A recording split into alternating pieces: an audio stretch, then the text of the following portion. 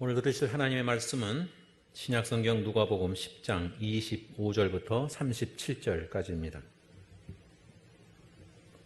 누가복음 10장 25절부터 37절까지입니다.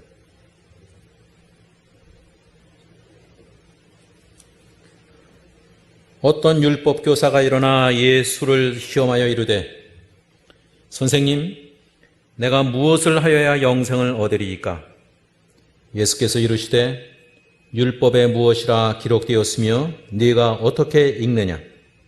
대답하여 이르되 네 마음을 다하며 목숨을 다하며 힘을 다하며 뜻을 다하여 주 너의 하나님을 사랑하고 또한 네 이웃을 네 자신같이 사랑하라 하였나이다. 예수께서 이르시되 네 대답이 옳도다. 이를 행하라. 그러면 살리라 하시니 그 사람이 자기를 옳게 보이려고 예수께 여짜오되 그러면 내 이웃이 누구니이까? 예수께서 대답하여 이르시되 어떤 사람이 예루살렘에서 여리고로 내려가다가 강도를 만나매 강도들이 그 옷을 벗기고 때려 거의 죽은 것을 버리고 갔더라.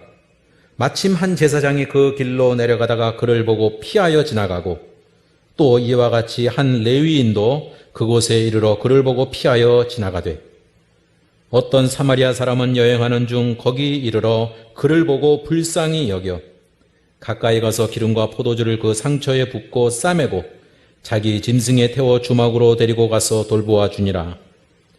그 이튿날 그가 주막 주인에게 데나리온 2를 내어주며 이르되 이 사람을 돌보아 주라. 비용이 더 들면 내가 돌아올 때에 갚으리라 하였으니 네 생각에는 이 3사람 중에 누가 강로 만난 자의 이웃이 되겠느냐? 이르되 자비를 베푼 자니이다. 예수께서 이르시되 가서 너도 이와 같이 하라 하시니라.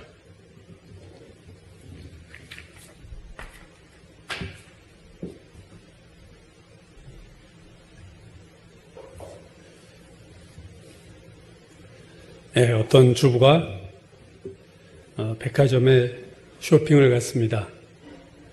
쇼핑을 다 마친 후 많은 물건을 구입한 후에 지하 주차장에 세워둔 자신의 차를 타러 갔는데 차의 문을 열려고 하는 순간 보니까 주차장 바닥에 지갑을 하나 발견했어요. 물론 자신의 지갑이 아니죠. 지갑을 열어보니까 신분증은 없고 큰 돈만 들어있었습니다. 주위에 아무 본 사람도 없었습니다. 이 주부가 어떤 결정을 할 수 있겠습니까? 3가지가 있죠. 첫째는 그 지갑을 주워서 그 돈을 사용하는 거예요. 주인 없는 돈은 먼저 본 사람이 임자다. 뭐 그런 식이죠. 2번째는 그 지갑을 그냥 그 자리에 놔두고 자기 차를 타고 그냥 집으로 올 수 있겠죠. 이 사건에 연루되고 싶지 않다 하는 마음에서 아마 그랬을 겁니다. 3번째는 그 지갑을 주워다가 백화점 직원이나 또는 경찰서에 그것을 갖다 줄 수도 있겠습니다. 자, 이 3가지 결정 중에서 여러분 같으면 어떻게 하시겠어요? 성경이 인간의 죄를 말할 때 2가지 종류로 분류합니다. 하나는 뭐뭐 하지 말라 하는 것을 하는 죄, 즉 우리가 그것을 범하는 죄다 그렇게 말하죠. 하지 말라고 한 것을 하는 죄, 그것을 영어로 commit 또는 commission, 범하는 죄라는 거죠. 출애굽기 32장을 보면 모세가 시내산에 올라가 있었을 때 이스라엘 백성이 금송아지를 만들고 거기에 우상 숭배하는 예배를 드렸을 때 모세가 하나님께 이렇게 기도하는 장면이 나옵니다. 슬프도소이다. 이 백성이 자기를 위하여 금신을 만들어 싸우니 큰 죄를 범하였나이다. 큰 죄를 범하였나이다. 그때 영어 성경에 commit라는 단어를 썼어요. commit, 범했다. 하나님이 하지 말라 했는데 그것을 범하는 죄, 그러니까 적극적인 죄죠. 그런 죄가 하나 있어요. 그러나 또 다른 죄가 있는데 이번에는 하라고 하는 것을 하지 않는 죄가 있습니다. 영어로는 이걸 omit 또는 omission, 빠뜨리는 죄. 하나님이 하라 했는데 하지 않는 것, 마땅히 해야 될 것을 안 하는 죄. 그래서 두 가지 종류의 죄가 있는 거죠. 범하는 죄가 있고 빠뜨리는 죄가 있습니다. 십계명을 보면 첫째 계명인 나 외에 다른 신을 두지 말라, 뭐뭐 하지 말라 하는 이러한 계명이 8개의 계명이에요. 반면에 제4계명과 제5계명은 안식일을 거룩히 지키라, 내 부모를 공경하라, 하라라는 명령이 2개가 있어요. 그러니까 하지 말라 하는 게 8개고 하라 하는 게 2개죠. 근데 그 하지 말라 하는 8개의 계명을 내가 하면은 그건 범하는 죄가 되는 거죠. 그걸 커미트의 죄가 되는 거예요. 그러나 하라고 하는 죄, 안식일을 거룩히 지키라, 내 부모를 공경하라 하는 것을 하지 않으면 그것은 내가 해야 될 것을 빠뜨리는 죄니까 그게 이제 오미트의 죄가 되는 거예요. 앞서 말한 그 백화점 주차장에서 주운 돈을 가지고 내가 내 마음대로 사용했어요. 내 돈도 아니지만 아무도 안 봤으니까. 그건 우리가 범하는 죄입니다. 커미션이죠. 범하는 죄고. 근데 그 지갑을 주인한테 갖다 주는 거 귀찮고 아유 피곤하니까 그냥 두고 차 타고 그냥 집에 왔다. 이건 내가 해야 될 것을 빠뜨리는 죄. 그게 오미션의 죄입니다. 물론 백화점에 갖다 주거나 경찰서에 갖다 주는 것은 정말 선한 일을 행하는 거죠. 그래서 우리가 이 두 번째 죄, 빠뜨리는 죄에 대해서 오늘 우리가 살펴보려고 하는데 야고보서 4장 17절에서 야고보가 이렇게 말했습니다. 그러므로 사람이 선을 행할 줄 알고도 행하지 아니하면 죄니라. 선을 행할 줄 알고도 이렇게 해야 되는데 그걸 아는데 그걸 내가 안 한 죄, 안 한 것, 그것도 죄다. 이게 바로 빠뜨리는 죄, 오미션의 죄죠. 그러니까 뭘 나쁜 짓을 해서 죄가 된 게 아니라 하나님이 하라는 것을 하지 않아서 not doing 하지 않아서 짓는 죄가 되는 거예요. 오늘 이 본문은 너무나도 우리가 잘 아는 이야기고요. 주일학교 때부터 수도 없이 들어온 선한 사마리아인 이야기입니다. 누가복음에만 나오는 이야기고 이것은 실제 일어난 사건이 아니라 한 율법사의 질문에 대해서 예수께서 그 질문에 대답하시기 위해서 하나의 이야기로 하신 말씀이죠. 율법교사가 오늘 본문에 질문을 합니다. 25절 어떤 율법교사가 일어나 예수를 시험하여 이르되 선생님 내가 무엇을 하여야 영생을 얻으리까? 질문하는 이가 일반 백성도 아니고 율법 선생이니까 예수님이 그에게 물어요. 야, 율법에는 뭐라고 기록되어 있느냐? 그러자 그가 이렇게 대답했어요. 내 마음을 다하며 목숨을 다하며 힘을 다하며 뜻을 다하여 주 너의 하나님을 사랑하고 또한 이웃을 내 자신같이 사랑하라 하셨나이다. 자기가 질문한 것에 대해서 자기가 이제 대답을 하게 된 상황이죠. 율법교사의 대답은 하나님 사랑, 이웃 사랑이에요. 그러니까 율법교사는 대답을 다 알고 있었어요. 예수님에게 물어본 자기의 질문이 어떤 것이 정답이라고 생각하는 줄 알았지만 예수님을 시험하기 위해서 물어본 거죠. 이분이 정말로 율법을 제대로 알기나 하는 거야? 그런 마음에서 이 질문을 한 겁니다. 자, 이 율법교사의 대답에 대해서 예수님이 이렇게 대답하셨어요. 내 대답이 옳도다. 이를 행하라. 그러면 살리라.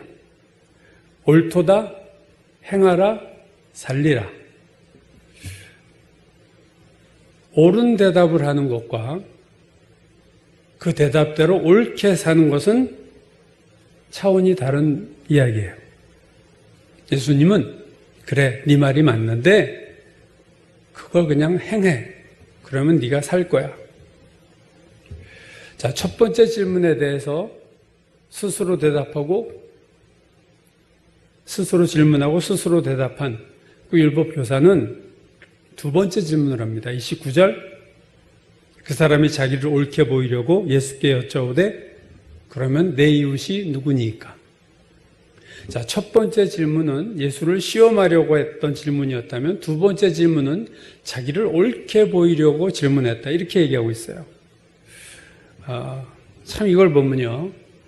이 율법서의 두 질문이 순수하지 못하잖아요. 처음에는 예수를 시험하려고 질문했고 두 번째 질문은 자신을 옳게 보이려고 질문했어요. 인간은 이 성경 말씀 가지고 쉽게 말해서 서로 토론도 하고 공부하고 대화하면서도 이 성경 말씀 가지고 상대방을 시험할 수도 있고 성경 말씀 가지고 자기를 옳다는 것을 드러내려고 하는 존재가 인간입니다. 참 악한 부분이 우리 안에 있는 거죠. 자, 이 두 가지 율법교사가 스스로 대답한 하나님을 사랑하라와 이웃 사랑하라에서 하나님을 사랑하라는 자명해요. 하나님은 한 분이니까 하나님을 사랑하라 그걸 못 알아듣는 사람은 아무도 없습니다. 그런데 두 번째 이웃을 사랑하라 해서 그러면 이웃이 누구냐? 하나님은 한 분이니까 분명한데 사람은 너무 많으니까 이웃이 분명하지 않으니까 내 이웃이 누굽니까? 이렇게 지금 율법교사가 질문을 했는데 이 질문한 의도가 자기를 옳게 보이려고 했다. 그러니까 아마 이 율법교사는 바로 앞에 예수님의 말씀 네 대답이 옳다. 그대로 네가 가서 행해. 이 말이 자기가 옳게 살지 않아서 하신 말씀인가? 내가 이웃을 사랑하지 않아서 이 예수라는 사람이 나한테 이렇게 얘기했나? 아마 그런 생각이 있었던 것 같아요. 그래서 내가 이웃 사랑을 하고 있다라는 것을 보이려고. 그래서 자기를 옳게 보이려고 한 질문이 내 이웃이 누구냐 해서 예수님이 이웃이 누구누구다 하면 주님, 저 그 사람들 다 사랑했어요. 이 말을 이제 하고 싶어서 아마 이 질문 하지 않았을까 하는 생각을 합니다. 이웃이 누굽니까? 예수님께 질문했을 때 율법교사가 기대한 질문은 아마 가족들, 내 친구들, 또 이웃집에 사는 사람들, 내 주변 사람들, 그 사람들이다 이렇게 대답하면 주님, 저는 이웃 사랑하고 살아요. 아마 이렇게 대답하고 싶었던 거예요. 근데 이 두 번째 질문에 대답하시기 전에 예수님이 이야기를 하나 하셨는데 그게 바로 선한 사마리아인 이야기입니다. 오늘 본문 우리가 다 봉독해서 아시겠지만 한 사람이 여리고로 내려가다가 길에서 강도들을 만나가지고 거의 죽을 정도로 매를 맞고 있는 거 다 빼앗겼어요. 그 상태에서 세 사람이 지나가는데 첫 번째 제사장이 지나갔는데 그 제사장은 강도 만난 사람보다 피해서 갔다. 두 번째 지나간 사람은 레위인인데 그 사람도 역시 피하여 지나갔다. 이 피하여 갔다라는 이 단어는 이 헬라어 단어는 신약 성경에 두 번밖에 안 나오는데 오늘 본문에 두 번이 다 나와요. 제사장이 피하여 갔고 레위인이 피해서 갔어요. 이 피하여 갔다는 의미는 뭐냐면 길이 있으면 그 강도 만난 사람 있는 곳에 반대쪽 길로 갔다 그 얘기예요. 운전할 때 앞에 장애물 있으면 피해 가듯이 그 길에서 강도 만난 자의 반대쪽에서 지나갔다. 그런 의미죠. 반면 세 번째 사람은 사마리아인이었는데 그 사람은 피하여 간 것이 아니라 그를 불쌍히 여겨서 가까이 가서 그를 치료하고 주막에 데리고 가서 돌봐주고 그 다음날 아침이 됐을 때 이제 아마 비즈니스 하는 사람 같아요. 떠나면서 주막 주인에게 이 사람을 좀 더 계속 돌봐달라 돈을 주면서 얘기하고 또 이 돈 모자라면 내가 돌아올 때 다 돈 다시 지불하겠다 하고 아주 완전히 퍼펙트한 돌봄을 하고 이제 떠납니다. 자, 이 선한 사마리아인 이야기를 한 후에 이번에는 거꾸로 예수께서 율법교사에게 질문을 하세요. 자, 이 질문은 예수님이 처음 사실은 한 질문이죠. 내 생각에는 36절, 내 생각에는 이 세 사람 중에 누가 강도 만난 자의 이웃이 되겠느냐? 그러자 율법교사가 자비를 베푼 자입니다. 그러자 예수님이 또 이렇게 얘기하셨어요. 너도 이와 같이 하라. 자, 여러분 두 번째 이 율법교사의 질문에 대해서 예수님이 재질문을 하셨는데요. 여러분 율법교사의 질문이 뭐였나요? 내 이웃이 누구입니까? 예수님의 제 질문은요. 누가 강도 만난 제 이웃이냐? 여러분 이 두 질문의 차이를 아시겠어요? 내 이웃이 누굽니까? 라고 묻는 것은 마치 내 이웃이 몰라서, 내 이웃이 누구인지 몰라서 내가 이웃사랑 못하는데 이웃이 누군지 좀 말씀해 주세요. 이런 의미가 있다면 예수님이 말씀하신 것처럼 누가 강도 만난 제 이웃이 되겠느냐라는 질문은 이웃이 누구인가는 분명해요. 어떤 자가 이 강도 만난 제 이웃인지 자명합니다. 세 번째 사람 아니겠습니까? 이웃이 누구인지 모르는 게 아니라 이웃은 자명한데 문제는 그대로 가서 행하라는 거예요. 너도 이와 같이 하라. 너도 아는 것처럼 이웃이 누구인가? 이 질문은 물으나 마나한 질문이야. 이웃이 누구인 건 자명하지. 문제는 이렇게 네가 행해야 되는 게 어려운 거지. 이 말씀입니다. 여러분 두 질문에 대해서 율법사에 예수님의 대답이 똑같아요. 첫 번째 질문은 이를 행하라. 그러면 살리라. 두 번째 질문은요. 너도 이와 같이 하라. 그러니까 예수님은 그렇게 살아. 그렇게 행해. 그 말이에요. 모든 예수님의 대답 둘은 똑같습니다. 율법교사는 율법의 핵심을 알았고 내 이웃이 누구인지도 알고 있었지만 문제는 뭐냐? 아는 대로 행하지 않는 거예요. 그게 율법교사만이 아니라 오늘 우리의 문제이기도 하지 않습니까? 얼마 전 차를 타고 제 아내랑 가는데 앞에 있는 차에 이제 초보 운전하는 분들이 뒤에다 뭘 잔뜩 붙여놓잖아요. 근데 저는 처음 보는 글씨였어요. 뭐라고 붙여놨냐면 초보 운전자가 운전면허를 따긴 했는데 하고 점점점 이렇게 찍혔어요. 그렇게 우스운지 몰라. 운전면허를 따긴 했는데 점점점 운전이 안 된다 그 얘기겠죠. 저는 오늘 이 선한 사마리아인의 비유를 보면서 이런 말도 가능해요. 예수를 믿기는 하는데 점점점 세례를 받기는 받았는데 점점점 모태신앙이긴 한데 점점점 목사이긴 한데 점점점 뭐예요? 말씀대로 살지 못한다. 내가 세례도 받고 내가 모태신앙이고 내가 예수를 믿고 내가 목사인데 내가 장로고 권사고 집사인데 말씀대로 살지 못한다. 우리도 뒤통수에다가 그런 거 써가지고 다녀야 되지 않을까 모르겠어요. 모태신앙이 뭐 그렇게 중요합니까? 직분이 뭐 그렇게 중요해요? 설교의 황제라고 불렸던 영국의 찰스 스펄전이 이런 말을 했어요. 우리가 성경 지식이 많으면서도 실천이 없다면, 성경 지식이 많으면서도 실천이 없다면 우리의 죄는 성경 말씀을 아는 만큼 더 커지는 것이다. 우리의 죄는 더 커져요. 성경 말씀을 아는 만큼 우리의 죄도 더 커져요. 내 이웃을 내 몸과 같이 사랑하라 하는 말은 나 이웃에게 나쁜 짓 안 했어. 그 의미를 넘어선 말 아닙니까? 한 3달 전 지난 5월인가요? 여러분도 다 아는 뉴스입니다. 어떤 경비하시는 분이 자살한 사건이 있었어요. 입주민 한 사람이 그 경비원이 자신의 차를 밀었다고, 아마 막혀 있었으니까 밀었겠죠. 그거 어떻게 안 밀겠어요. 이중 주차에는. 밀었다고 그 경비원을 폭행하고 폭언을 하고 협박을 하고 계속 몰아붙이니까 그 경비원이 자살을 하고 말았어요. 그 사건을 취재하던 기자가 그 다른 경비 서시는 분에게 과 대화하는 것이 뉴스로 난 것을 제가 본 적이 있는데 경비원이 이렇게 말하더라고요. 아파트 주민들이 다 그런 건 아닙니다.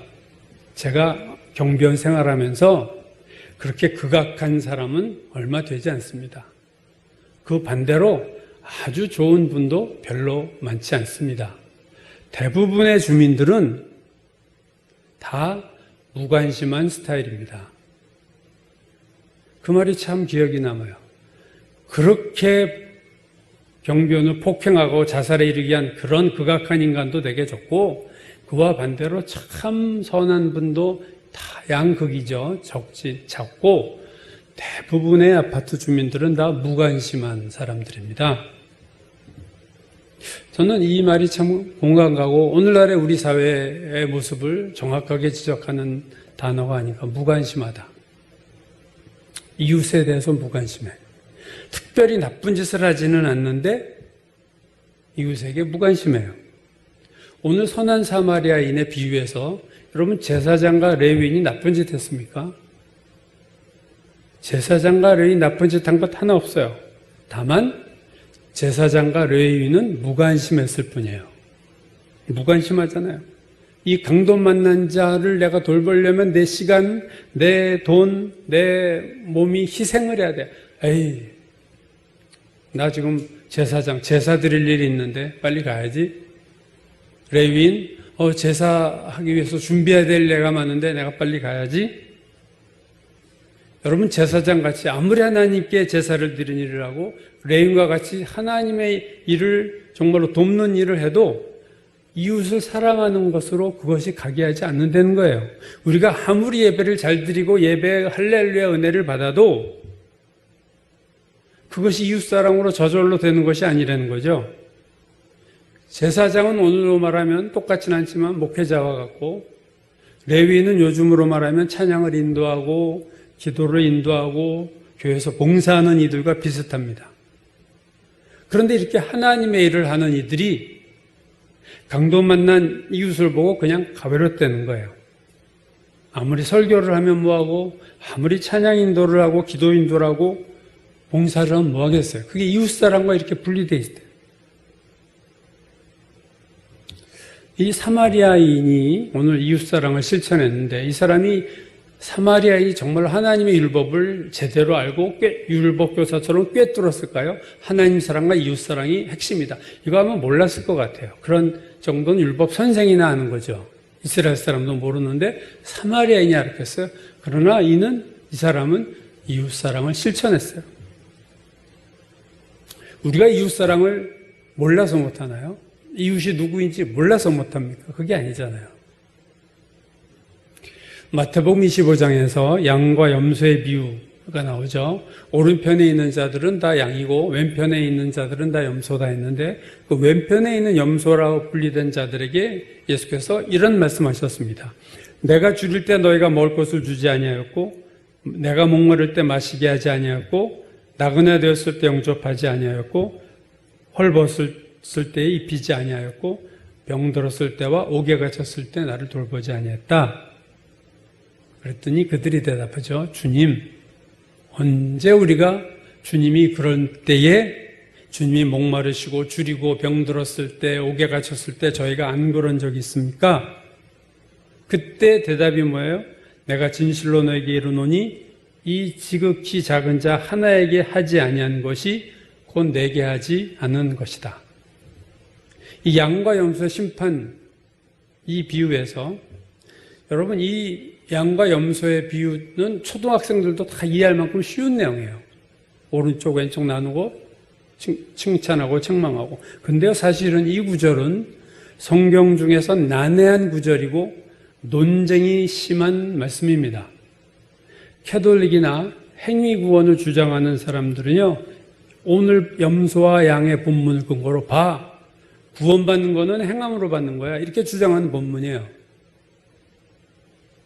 여러분, 예수께서 말씀하신 왼편에 있는 염소들로 분류된 이들의 죄가 뭡니까?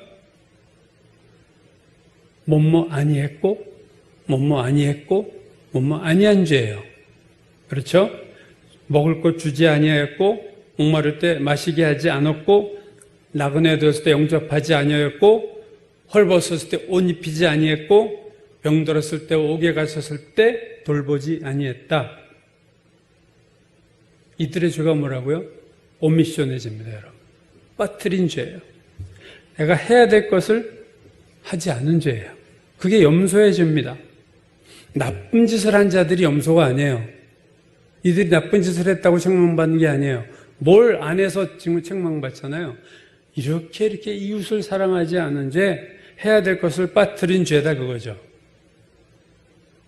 염소는 악행을 한 자가 아니라 이웃에게 해야 될 것을 안 한 자입니다.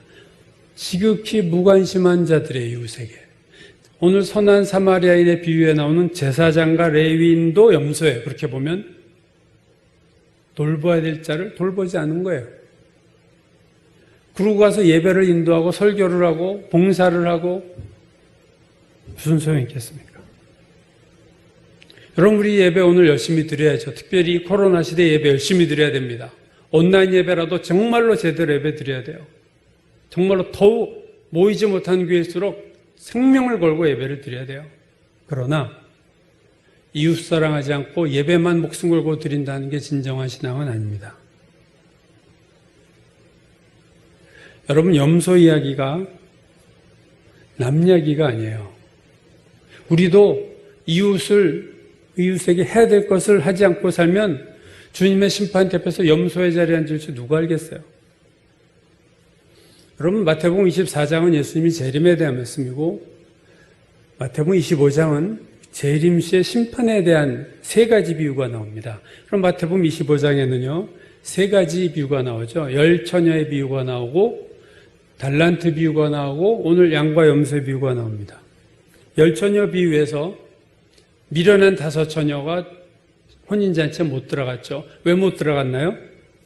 기름을 준비하지 못했어요. 달란트 두 번째 비유에서 한 달란트 받은 자가의 죄는 뭐냐? 그의 문제는 뭐냐? 잘못을 범한 게 아니라 마땅히 주인에게 충성할 걸 안 하고 게으르게 산 죄예요. 그래서 예수님이 달란트 비유에서 뭐라고 했어요? 악하고 게으른 종아. 게으르다. 게으르다는 거는 뭡니까? 내가 마땅히 해야 될 것을 안 하는 거예요. 오미션의 죄예요. 빠뜨리는 죄예요. 오늘날도 저는 그렇게 생각합니다. 특별히 죄를 짓지 않는 신자들이 많아요. 물론 그렇지 않은 신자들도 있지만, 그러나 많은 교인들은 특별한 죄를 안 짓고 사는데 게으른 신자들이 많습니다. 나쁜 짓도 안 하지만 주를 위한 일도 하지 않아요. 주님을 위해서 할 일을 빠뜨리고 살아요. 이게 게으른 거예요. 주님이 주신 건강과 물질과 재능으로, 하나님을 위해서 쓰라고 주신 물질과 건강과 재능으로 마땅히 해야 될 일을 안 하고 사는 신자들이 점점 많아집니다. 그냥 잘 먹고 잘 살면 만족해요. 하나님 축복 주셔서 감사합니다.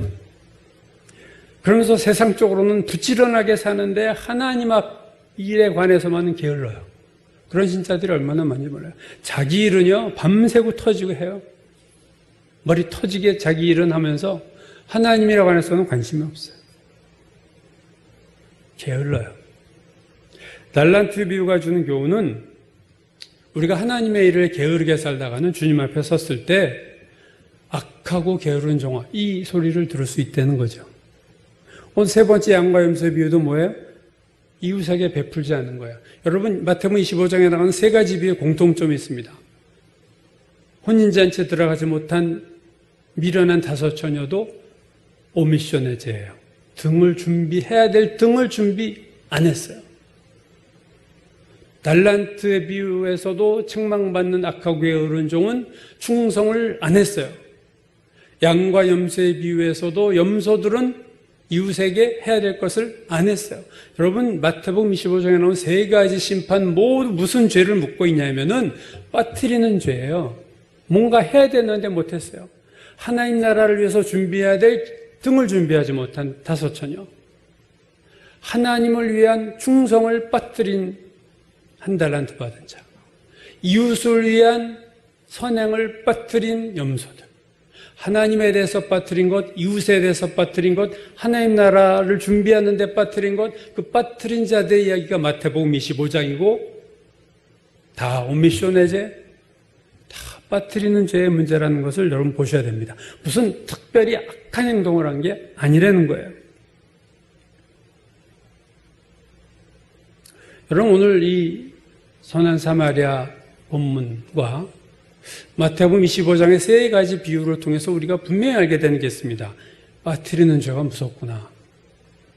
내가 범하는 죄, 커미션, 내가 범하는 것만 짓지 말면 돼. 이러고 살았다면 내가 해야 될 걸 안 하는 죄, 이 죄도 크구나, 이 죄로 심판을 받는구나 하는 것을 우리는 성경을 통해서 보게 됩니다.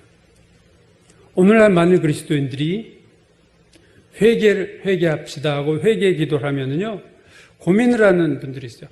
회개할 게 떠오르지 않아요. 뭘 회개해? 나 특별히 이번 주 살면서 나쁜 짓 한 거 없는데, 도둑질 안 했고, 사기 안 쳤고, 뇌물 안 받고, 술, 담배 안 하고, 특별한 회개할 게 없는데, 그러나, 관점을 바꿔보세요. 내가 이번 주에 해야 되는데 하지 않은 게 뭘까? 기도 안 했고, 전도 안 했고, 사랑하지 않았고, 용서하지 않았고, 말씀 보지 않았고. 여러분, 이건 죄 아닌가요? 선지자 사무엘이 유명한 고백을 했죠. 나는 너희를 위하여 기도하는 주에 쉬는 죄, 기도하기를 쉬는 죄를 결코 하나님 앞에 범하지 아니하리라. 내가 너희를 위해서 기도를 쉬는 죄, 너희를 위한 기도를 쉬는 죄를 안 질 거야. 중보 기도 안 한 거 죄라고 여기는 거예요, 지금 사무엘이. 너희를 위한 죄, 나라와 민족을 위한 죄, 이스라엘 백성을 위한 기도, 그거를 내가 쉬는 죄. 여러분, 기도 안 하는 죄가 아니에요. 사무엘, 기도를 쉬는 죄. 계속 하다가 좀 쉬었는데, 쉰 것도 죄구나. 안 하는 사람, 기도를 아예 안 하는 사람 얘기할 거 없고, 기도를 하다가 잠깐 쉬었는데도 내가 기도를 쉬는 죄를 여호와 앞에 결단코 범하지 아니하리라. 우리가 이것을 죄로 보는 분명한 시각이 있어야 돼요. 내가 해야 될 것을 안 한 것들이 뭘까 찾아보면 너무나도 많잖아요. 나 죄 없어 할 사람 있나요? 제가 여러 번 로마서 1장의 이 부분을 얘기했는데, 죄가 점진적으로 타락하는 얘기가 1장에 나오죠. 첫 번째, 하나님을 알되 하나님을 영화롭게도 아니하며 감사하지도 아니하며. 자, 첫 번째 죄는 뭐예요? 하나님께 영광을 돌리지도 않고 하나님께 감사하지도 않아요. 뭘 빠뜨리는 죄죠. 오미션의 죄입니다. 뭘 빠뜨렸어요? 감사 빠뜨리고 영광 돌리는 걸 빠뜨렸어. 그게 오미션의 죄로 죄가 시작이 됐어요. 그러다가 죄가 발전합니다. 23절 1장, 썩어지지 아니하는 하나님의 영광을 썩어질 사람과 새와 짐승과 기어다니는 동물 모양의 우상으로 바꿨다. 우상 숭배의 죄로 바뀌어요. 커미션의 죄로 바뀝니다. 빠뜨리는 죄에서 범하는 죄로 발전하죠. 마지막 24절, 죄의 절정은 뭐예요? 그러므로 하나님께서 그들을 마음의 정욕대로 더러움에 내버려 두사 그들의 몸을 서로 욕되게 하셨으니 동성애의 죄가 최고의 죄입니다. 동성애의 죄로 발전해요. 빠뜨림의 죄에서 시작해요. 주일날 빠뜨리고, 예배 빠뜨리고, 큐티 빠뜨리고, 기도 빠뜨리고, 그런 거 빠뜨리다가 점점점 대담해지고 무감각해지고 영적으로 혼탁해져서 범하는 죄로 발전합니다. 오늘 우리들에게, 그리스도인들에게 있어서 정말로 심각한 것은 범하는 죄, 커미션보다 빠뜨리는 죄, 오미션의 죄가 심각합니다. 왜냐하면 이 빠뜨리는 죄는 죄를 죄로 여기지 않기 때문에 위험한 거예요. 특별한 죄를 짓지 않아요. 레위인과 오늘 제사장처럼 이웃사랑을 지금 빠뜨리고 살아도 그걸 죄의식을 못 느끼잖아요. 범하는 죄는 내가 알아요. 내가 죄졌구나 아는데 내가 뭘 빠뜨리면 그걸 죄를 죄라고 인식하기가 어려운 것이 인간이라는 거죠. 세상의 빛과 소금으로 사는 것을 빠뜨리고 살고 하나님을 사랑하고 이웃을 사랑하는 것을 빠뜨리고 살아요. 엄청난 죄를 짚고 사는 거예요, 사실은. 근데 내가 범하는 죄가 아니기 때문에 우리가 자각하지 못하고 삽니다. 자, 빠뜨리는 죄는요, 마이너스의 죄는 아니에요. 마이너스는, 범하는 죄가 마이너스 영역이죠. 마이너스는 아닌데, 그렇다고 플러스에 있지도 않아요. 제로에 있습니다. 나 하나님에서 한 일도 없고, 내가 나쁜 짓도 안 했어. 근데 하나님에서 한 것도 없어. 빠뜨렸으니까. 플러스도 없고 마이너스도 없고 제로 상태, 이 회색빛 신앙. 차지도 않고 덥지도 않고 미지근한 신앙. 세상적으로 살지도 않지만 주를 위해 살지도 않는 신앙. 죄책감이 없어요. 그러나 여러분 마태복음 25장 재림 다음에 나오는 세 가지 모든 비유에서 다 빠뜨림의 죄로 심판받는다는 것을 우리는 기억해야 됩니다. 왜 죄를 빠뜨리느냐? 영적인 무지함. 아까도 말했듯이 무관심, 이웃에 대한 무관심, 그리고 나에 대한 이기심. 이 세 가지입니다. 영적으로 무지해요. 도대체 영적 분별력이 없어. 지금 자기가 죄를 지으면서 죄가 죄인지도 몰라. 또 이웃에 대해서 관심이 전혀 없어요. 그냥 내 문제, 우리 자식 문제 외에 관심이 없어요. 무관심, 이기심. 미국에서 코로나 확진자 수가 560만 명이 넘었어요. 560만 명. 미국이 세계 인구 전체 비율의 4%인데 확진자가 25%예요, 전 세계에. 인구 대비 엄청나게 확진자가 많죠. 사망자 수는 제2차 세계대전 이후 6.25 전쟁, 베트남 전쟁, 이라크 전쟁, 아프간 전쟁에서 죽은 모든 미군의 수의 1.7배예요. 코로나로 죽은 사람의 숫자가 그래요. 미국 역사상 제일 많이 죽은 게 남북전쟁 1위, 두 번째 많이 죽은 게 제2차 세계대전 2위고 코로나가 3위입니다. 미국 사람들이 제일 많이 죽은 3위가 코로나예요. 지금도 계속 죽어가고 있어요. 미국에서 코로나로 사망한 자의 수가 전체 세계에서 코로나로 죽은 자 수의 22%, 인구 4%인데 확진자도 엄청나. 거의 확진자와 사망자가 전 세계 4명 중 1명이 미국인이에요. 왜 이렇게 미국이 특별히 코로나로 인한 피해가 많은가? 그 이유 중에 하나가 미국인들이 마스크 쓰기를 거부한다는 거예요. 마스크 착용이나 우리나라에서는 소위 말하는 사회적 거리두기, 소셜 디스턴스, 사회적 거리두기, 이거를 자유를 제한한다고 미국 사람들이 보는 거예요. 내 자유를 왜 네가 막어? 그래서 마스크 착용 반대 시위까지 하는 뉴스를 제가 본 적이 있어요. 미국에서. 이런 미국인들의 생각에 대해서 2008년 노벨 경제학상을 수상했던 지금은 현 뉴욕타임스 칼럼니스트인 폴 크루그먼이라는 사람이 이런 제목의 글을 썼어요. 이기주의의 숭배가 미국을 죽이고 있다. 이기주의의 숭배, 컬트라는 단어를 썼어요. selfishness, 이기주의라는 이기주의를 숭배하는 이 미국 사람들의 생각이 미국을 죽이고 있다. 그래서 이 코로나 사태 초반에 미국 사람들이, 아시아인들이 마스크 쓰는 거 조롱하고 비웃었어요. 개인의 자유와 사생활을 보호한다는 게 그들에게는 더 중요했거든요. 근데 요즘 이렇게 많아지니까 미국 사람들도 이제 달라져서 이제 마스크 쓰는 사람이 70% 된다고 그래요. 마스크 안 쓰면 들여보내지 않겠다 하는 사람들도 이제는 식당들도 생겨나고 있고. 미국인들의 개인주의, 이기주의. 그럼 미국인들만 그런가요? 아파트 경비원 자살 사건에서 보듯이 우리나라 사람들도 참 무관심하잖아요. 무관심과 이기주의가 오늘 이 사회에 깔려 있고 그것이 교회 안에도 들어왔어요. 교회 안에도 빠트림의 죄가 얼마나 많아요? 전도 안 해, 봉사 안 해, 구제 안 해, 위로의 말도 안 해, 힘든 일 당한 사람들에게 기도의 그것도 없고 뭐 위로하는 카톡도 보내지도 않고 우리도 그거 빠뜨리잖아요. 교회 안에 염소들이 많아지고 있지는 않을까 하는 우려가 생기기도 합니다. 빠뜨리는 죄는 보이지 않는 죄입니다. 오늘 설교의 제목이죠. 이 보이지 않는 죄. 보이는 죄는 덜 무서운데 이 보이지 않는 죄는요, 죄를 죄로 인식하지 못하기 때문에 계속해서 죄를 짓게 되고 회개할 기회를 놓치고 된다는 거예요.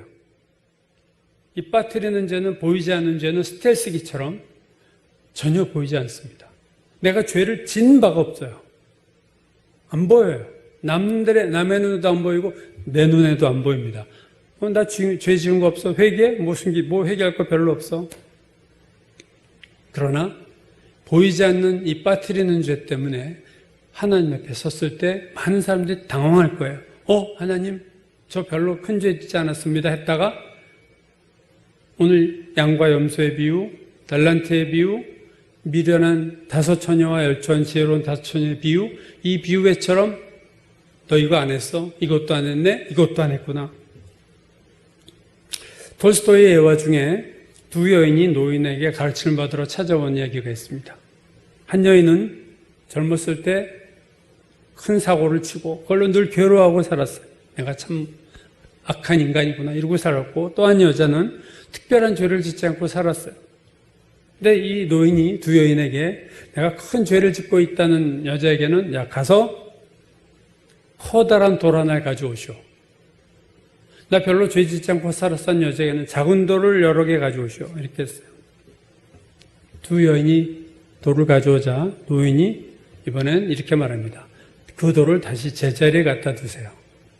자, 큰 돌을 하나 갖고 왔던 여자는 금방 갖다 뒀어요. 어딘 줄 아니까. 근데 작은 돌을 여러 개 가져온 여자는 원래 위치를 잊어버린 거죠. 이걸 어디다 갖다 둬야 될지는 모르는 거예요.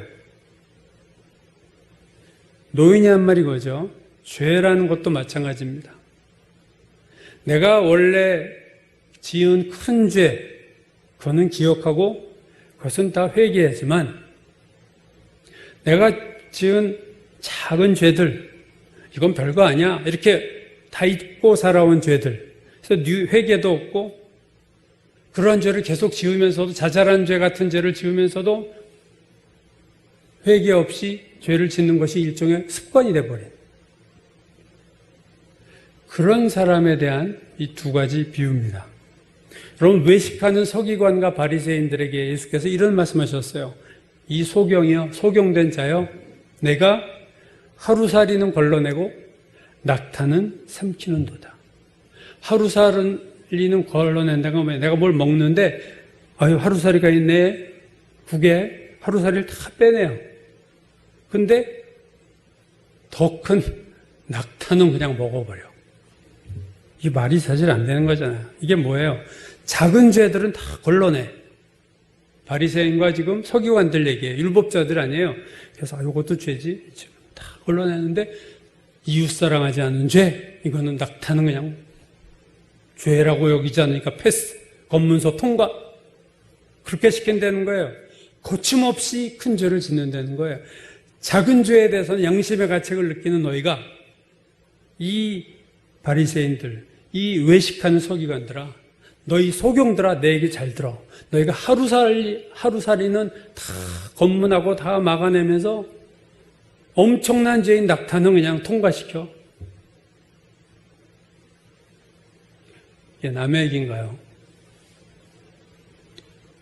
오늘 우리는 내가 무슨 죄를 범하고 사는가 에만 신경 쓸 게 아니라 내가 오늘 빠뜨린 죄가 뭘까?